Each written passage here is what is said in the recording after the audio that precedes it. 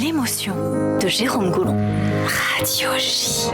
On aime beaucoup, on se laisse bercer. Ah oui, j'aime bien on a ce l'impression nouveau que... jingle. Bonjour Jérôme. Bonjour Cyrielle, bonjour Mélodie. Je suis encore de la tête dans la chronique d'Hélène. On est d'accord, on a été embarqués. Et ça m'a vraiment donné envie d'aller voir cette pièce. On va tous y aller. Bref, on change de registre puisque c'est le moment de la chronique émotion.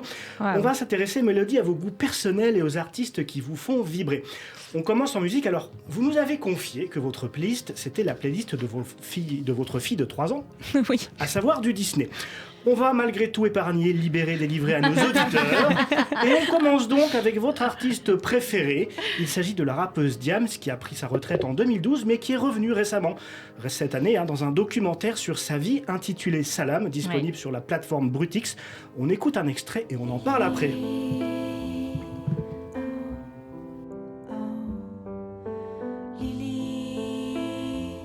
Alors on entend la chanson Lily, vous l'aurez compris, Mélodie, je n'ai pas choisi cette chanson au hasard, puisque vous-même, vous avez appelé l'une de vos filles Lily, en hommage à Diams, dont vous êtes totalement fan. Le prénom de votre autre fille, Georgia, est d'ailleurs lui aussi une référence au nom de jeune fille de la rappeuse Georgiade, si je prononce bien. Vous confirmez, Mélodie ? Alors, je confirme. Alors, il y a Lily, c'était aussi parce que je connais une chanson de Diams, mais il y avait plein de chansons. Et pour le côté Georgia, où elle s'appelle Georgiades, Mélanie de Diams. Georgiades, et c'est vrai que après j'ai fait le rapprochement. Alors sur Georgia un peu moins, mais sur Lily, oui, ça faisait partie de complètement mes registres musicaux. Donc un bel hommage à Diams. Alors Diams, une artiste aussi controversée, puisqu'en 2012, elle a brutalement arrêté sa carrière. Elle s'est convertie à l'islam et apparaît depuis en burqa, ce qui a suscité de très nombreuses critiques et polémiques. Beaucoup de fans n'ont pas forcément apprécié le changement radical de son mode de vie, avec l'impression d'être abandonnée, et vous en faites partie, Mélodie. D'ailleurs, il y a quelques mois, à l'occasion de la sortie du documentaire de Diams, un Salam, vous lui avez écrit une lettre ouverte pour lui clamer votre amour, mais aussi votre frustration. Une lettre qui montre à quel point Diams vous touche, puisque vous écrivez, je vous cite, après tout on est dans la chronique émotion, « Tu savais si bien choisir les mots pour raconter nos mots. Chaque moment de mon adolescence a été ponctué par une de tes chansons. Les plus poignantes m'ont consolé dans mon lit. Moi aussi, avec toi, je reprenais le goût à la vie. » Ce sont des mots de vous, Mélodie. Des mots très forts. De toute évidence, Diams a été un précieux soutien pour vous. Oui, mais voilà, vous ne semblez toujours pas avoir digéré son changement de vie, puisque vous poursuivez votre lettre ouverte en écrivant « Tu nous as laissés comme orphelins. Quand j'ai appris ton retour, mon sang n'a fait qu'un tour, mais finalement tu nous laisses sur notre faim. Tu nous accueilles à nouveau dans ta vie, mais au final sans chute, sans rien. Encore un adieu ou un au revoir, on ne sait pas très bien. Ce documentaire, c'est un exutoire pour toi, mais une nouvelle séparation pour nous. Je t'écris ces quelques lettres à mon tour comme un SOS. Est-ce que tu comptes un jour nous ramener dans ta bulle ?» Alors quand on lit votre lettre ouverte à Diams, Mélodie, on sent énormément d'émotions, voire même un traumatisme. Ce changement de vie de Diams, son éloignement de son public, ça vous bouleverse à ce point? Alors déjà pour la lettre, ce sont mes mots, oui, mais en fait chaque ligne est une parole de ses chansons. Donc c'est vraiment un texte un peu à double sens, c'est-à-dire que si on connaît comme moi sur le bout des doigts chaque chanson de chaque album de Diams, en fait c'est juste en fait ces mots à elle que j'ai appliqué dans mon ressenti en fait. Donc oui, je suis assez triste de cette séparation parce que je trouve que c'est une artiste qui avait une plume exceptionnelle, qui était très avant-gardiste, et quand on écoute encore ses musiques aujourd'hui, ça résonne plus que jamais encore aujourd'hui. Donc c'est dommage de voir qu'elle a décidé de tout couper avec son public. Après, elle a ses raisons et puis elle était, comme elle le dit dans son documentaire, dans un mal-être. Donc on n'est pas là pour souhaiter le mal-être de son idole non plus. Mais j'ai pas très bien compris ce retour avec le documentaire Salam. On change de registre puisque après Diams, il y a une autre artiste française qui figure dans votre playlist. Cette artiste, c'est Jennifer, et une chanson vous plaît en particulier, c'est Sauf qui aime. On écoute un extrait. Ah, j'adore.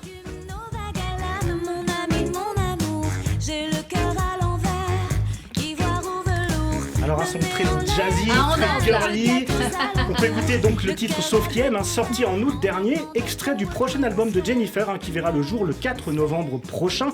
Jennifer, une artiste qui vous touche aussi, Mélodie. D'ailleurs, quand on regarde le compte Instagram des Éclaireuses, on trouve en publication épinglée une interview que vous avez faite d'elle, c'était en partenariat avec Brown, je crois. La chanteuse se confie en déclarant « Je n'ai pas toujours eu confiance en moi, c'est le temps qui fait que j'apprends à me faire confiance.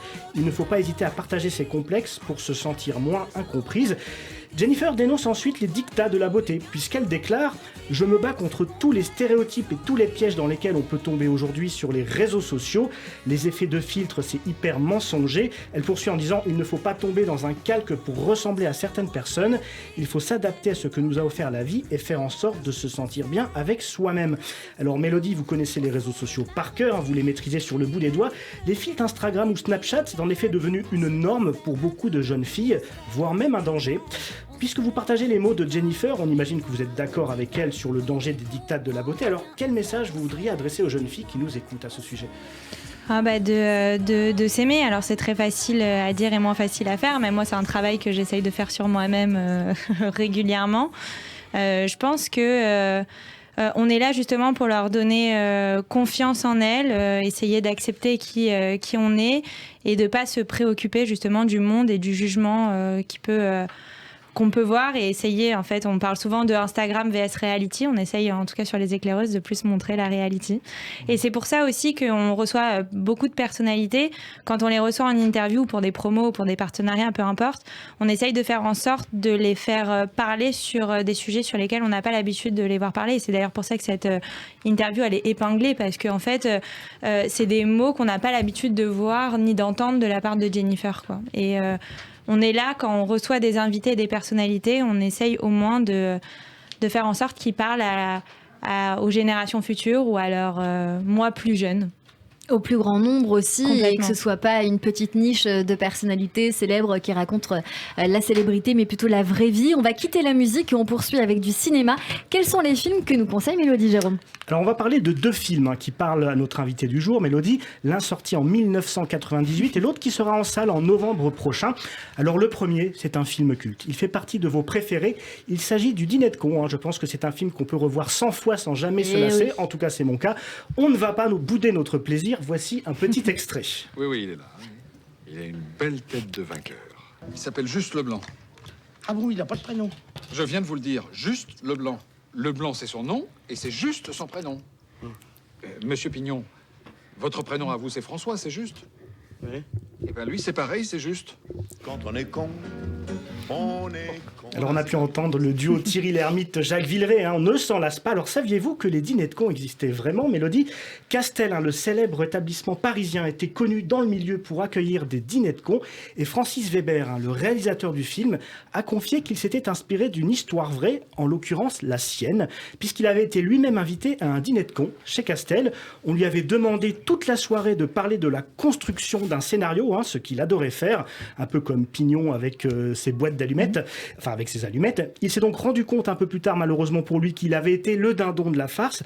Alors pour l'anecdote, l'un des adeptes des dîners de cons, c'était Jacques Martin, le célèbre animateur télé, qui s'adonnait très souvent à cette pratique et qui a été l'un des organisateurs du dîner de cons contre Francis Weber. Voilà, ça casse le mythe de l'école des fans. Eh bien, vous savez quoi, Francis Weber va nous le raconter puisqu'il sera bientôt notre invité. Il pourra vous en On parler. lui posera la question. Je pourrai en parler. Alors finalement, donc la morale de cette histoire, c'est que les plus cons ne sont pas toujours ceux que l'on croit. Ça pourrait être aussi une citation que vous avez mise hier sur le compte Instagram des éclaireuses, la morale, une citation plus que jamais d'actualité, puisque elle dit, c'est sur votre compte Instagram, « Aujourd'hui, trop de personnes ont honte de leur corps, trop peu de leur mentalité ». Je trouve que c'est très adapté. Et pour finir, Jérôme, vous nous parliez d'un deuxième film. Oui, alors après le Dîner de cons, le deuxième film que vous nous conseillez, Mélodie, c'est un film qui n'est pas encore en salle. Il sera dans les salles en novembre, si tout va bien, et il s'appelle She Said. Alors She Said, ça raconte l'histoire de deux journalistes du New York Times, Meghan et Jody, qui ont mis en lumière l'un des plus gros scandales sexuels ayant frappé Hollywood et même le monde entier, j'ai envie de dire.